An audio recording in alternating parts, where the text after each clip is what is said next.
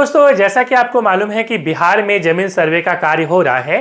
अब कई लोगों को कई सारी प्रॉब्लम्स आ रही हैं, जैसे कई लोगों के खतियान गुम हो गए हैं। कई लोगों के क्या हुआ है कि खतियान में मान लीजिए कि दीमक लग गया है, पानी लग गया है, खराब हो गया है डॉक्यूमेंट। तो उस कंडीशन में अब क्या है कि बिहार सरकार ने एक ऑर्डर जारी करा है। ठीक है, तो भूमि एवं जो भूमि सुधार राजस्व विभाग है, उन्होंने ये ऑर्डर जो है अंचल कार्यालय को दिया है। और इसमें क्या है कि अब आपको बहुत भागदौड़ नहीं करनी पड़ेगी। अब अंचल कार्यालय का ये कर्तव्य होगा कि आपका खतियान को वो ढूंढे। ठीक है, तो उसके लिए कुछ कंडीशन है, इस पे हम बात करेंगे। बहुत सारे इसमें 2-3 ऑप्शंस हैं, तो एक एक करके हम लोग इस पे बात करेंगे। ठीक है, तो चलिए शुरू करते हैं। सबसे पहला, यदि आपका मान लीजिए डॉक्यूमेंट जो है वो खराब हो गया है, ठीक है, पानी वगैरह लग गया है, यदि आपको खाता नंबर और खसरा नंबर याद है, पहला ऑप्शन, तो आप क्या करेंगे कि आप सर्वे फॉर्म को भरेंगे। ठीक है, और सर्वे फॉर्म भरेंगे, साथ में आपको एक एफिडेविट जो है वो शपथ पत्र देना पड़ेगा। और उस कंडीशन में क्या होगा कि जैसे ही आप ये सबमिट करेंगे, जमा करेंगे, तो अंचल जो कार्यालय होता है, जो सीओ ऑफिस होता है, सर्कल ऑफिसर, तो उनका ये दायित्व बनेगा, वो अपने जो कर्मचारी हैं उनको ये दायित्व सौंपेंगे कि आपका खतियान ढूंढ के दे। ठीक है, तो उसके लिए क्या होगा कि आपके ज़मीन पे भी जो है अमीन वगैरह जा सकते हैं और आसपास के किसानों से वो कंसल्ट करके ये जो है पुख्ता करेंगे कि हाँ ये आपकी ही ज़मीन है। इस प्रकार से आपका सर्वे का काम जो है पूरा हो जाएगा। ठीक है, और आपके नाम से नया खतियान बन जाएगा।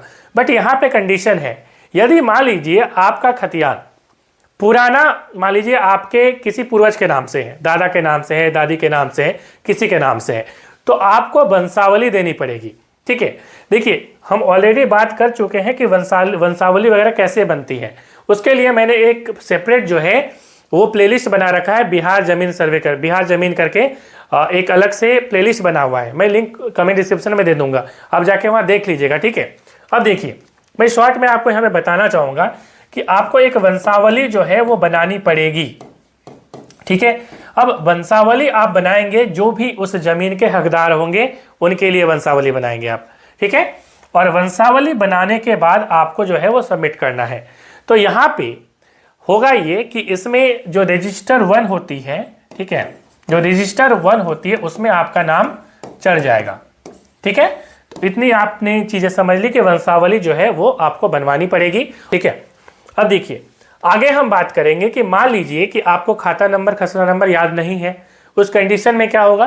तो उस कंडीशन में ये होने वाला है कि आपका जो है बगल का मान लीजिए कोई किसान है, आप बगल का कोई जमीन है, तो उसकी चौहद्दी का यूज करके आप जो है डेटा निकाल सकते हैं। तो एक तो ये ऑप्शन है आपके पास। ठीक है, अब देखिए अगली चीज और बहुत इंपॉर्टेंट चीजें हैं, जैसे कि हम यदि बात करें तो यदि आपके नाम से जो है वो जमाबंदी हो गया है, उस कंडीशन में आपको वंशावली देने की जरूरत नहीं है।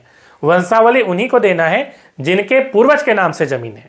ठीक है, यदि आपके नाम से जमाबंदी हो गया है तब आपको वंशावली देने की जरूरत नहीं है, आपके नाम से खतियान हो जाएगा।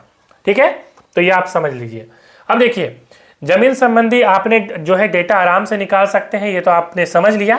ठीक है, अब देखिए आगे बात करें तो इसमें कोई भी डाउट्स हो तो आप कमेंट करके पूछिए, मैं नेक्स्ट एक अलग से सेपरेट वीडियो बनाऊंगा। और यदि आपको सर्वे से संबंधित कैसे सर्वे वगैरह हुआ जाता है ये आपको जानना है तो वो भी आप कमेंट करके पूछ सकते हैं।